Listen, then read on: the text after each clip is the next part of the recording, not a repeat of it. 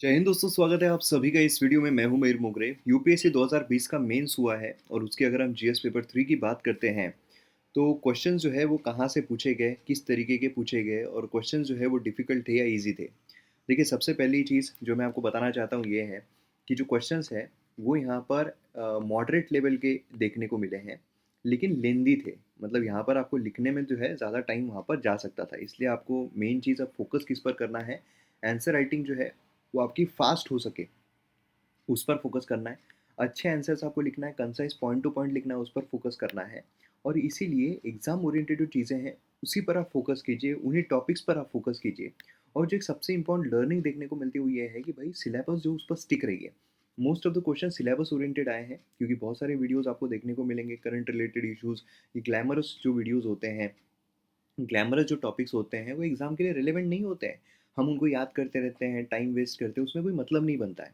यहाँ पर आप देखिए कि जीएस पेपर 3 अगर हम बात करते हैं, जिसमें हमें एनवायरनमेंट बोलिए, इकोनॉमी बोलिए, एग्रीकल्चर बोलिए, साइंस एंड टेक्नोलॉजी बोलिए, इंटरनल सिक्योरिटी, डिज़ास्टर मैनेजमेंट, ये सारी चीज़ें, ये सारे टॉपिक्स जो हमें देखने को मिलते हैं, तो देखिए कितने सटीक तरीके से अगर हम सिलेबस टू सिलेबस टिक रहते हैं, तो कितने क्वेश्चंस यहाँ पर मिल जाएँगे। तो यहाँ पर मैं बात करने वाला हूँ एम अकेडमी ऐप लेक्चर की। तो यहाँ पर पहला क्वेश्चन जो आता है, पब्लिक प्राइवेट पार्टनरशिप, है ना? इंफ्रास्ट्रक्चर प्रोजेक्ट्स के लिए रिक्वायर्ड है। रोल क्या है पीपीपी मॉडल का रेलवे स्टेशन इन इंडिया के लिए? तो यहाँ पर आप देख सकते हो सीधा पीपीपी मॉडल जो है उसको यहाँ पर मैंने कवर किया हुआ था, क्योंकि हमारे सिलेबस में दिया हुआ है। इसलिए यहाँ पर कवर किया हुआ था, उसकी एफिशिएंसी सारी चीज़ें जो है यहाँ पर मैंने बात की हुई थी, है ना? तो मतलब सब कुछ पब्लिक प्राइवेट पार्टनरशिप के बारे में इनसाइड आउट, बाकी भी इन्वेस्टमेंट मॉडल्स इनसाइड आउट यहाँ पर कवर किए हुए थे। तो यहाँ पर आप देखोगे तो ये अगर आपने कोर्स, इकोनॉमी का कोर्स जो है एम अकेडमी ऐप पर सही से फॉलो किया है, तो बड़ी ही आसानी से आप इसका जवाब जो है वो लिख सकते थे।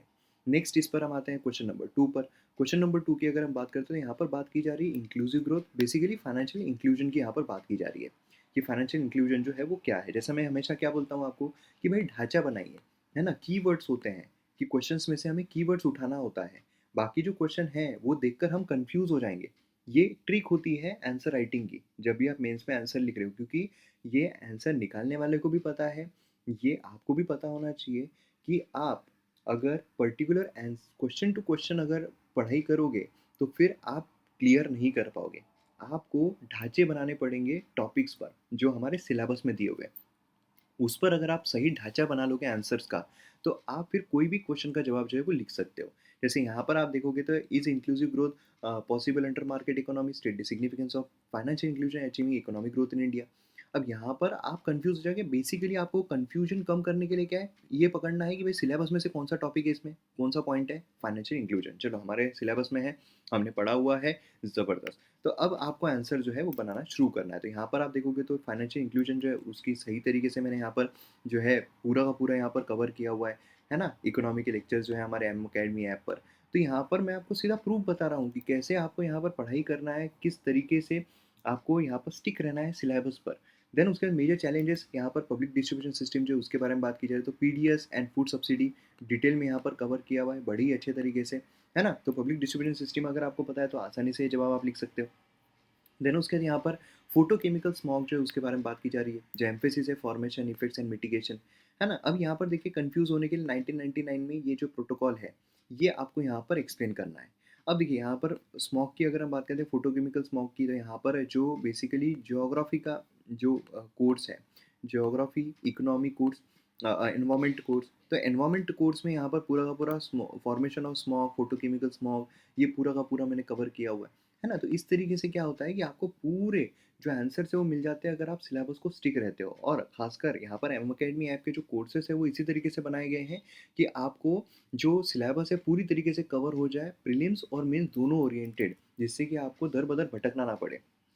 देन उसके बाद यहाँ पर जो explain the mechanism occurrence cloud burst, तो क्लाउड बर्स्ट मैंने यहाँ पर यूट्यूब पे पूरा का पूरा जो है वो कवर किया हुआ था। क्लाउड बर्स्ट क्यों होता है, सीधा वही टाइटल डाला हुआ था, है ना? सिर्फ 500-600 लोगों ने यहाँ पर वीडियो जो है वो देखा हुआ है।